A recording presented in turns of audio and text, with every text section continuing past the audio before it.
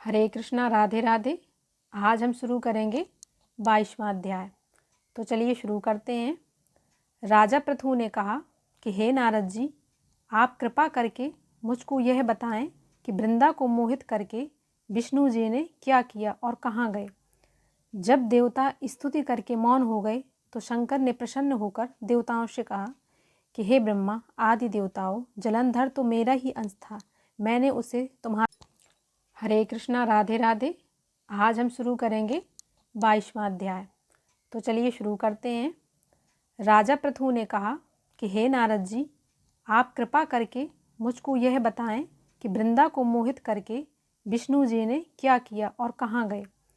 जब देवता स्तुति करके मौन हो गए तो शंकर ने प्रसन्न होकर देवताओं से कहा कि हे ब्रह्मा आदि देवताओं, जलंधर तो मेरा ही अंश था, मैंने उसे तुम्हारे लिए नहीं मारा, यह मेरी सांसारिक लीला थी।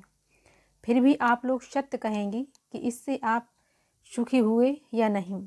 तब ब्रह्मादि देवताओं के नेत्र हर्ष से खुल गए। उन्होंने शिवजी को प्रणाम करके विष्णु जी का सब वृतांत कह सुनाया, जो उन्होंने बड़े प्रयत्न से वृंदा को मोहित किया था।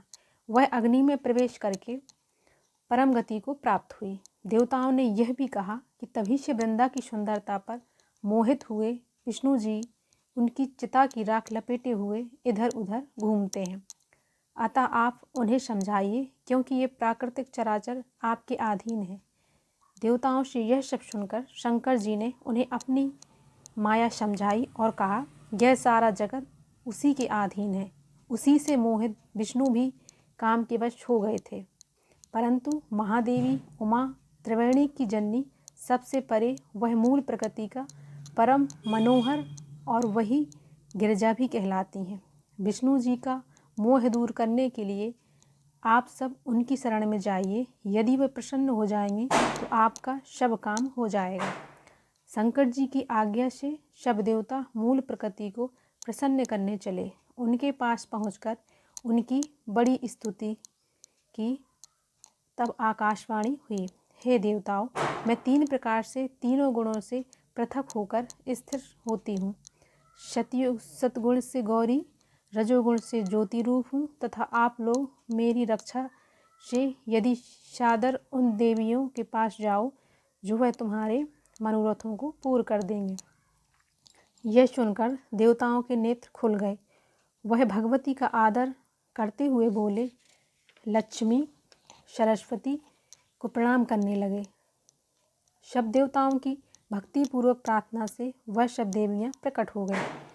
सभी देवताओं ने खुश होकर निवेदन किया।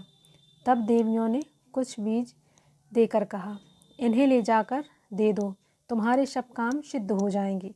ब्रह्मादि देवता उन बीजों को लेकर विष्णु जी के पास गए, वृंदा की चिता भूमि में डाल दिए, जिससे धात्री, मालती एवं तुलसी प्रकट हुई। विष्णु जी ने ज्यों ही उन स्त्री रूप वाली वनस्पति को देखा तो वह उठ बैठे, कामासक्त चित्त से मोहित हो उनसे याचना करने लगे। धात्री व तुलसी ने उनसे प्रीति की तो विष्णु सारा दुख भूलकर देवताओं से अपने लोक को चले गए। वह पूर्णवत सुखी हो शंकर जी का स्मरण करने लगे।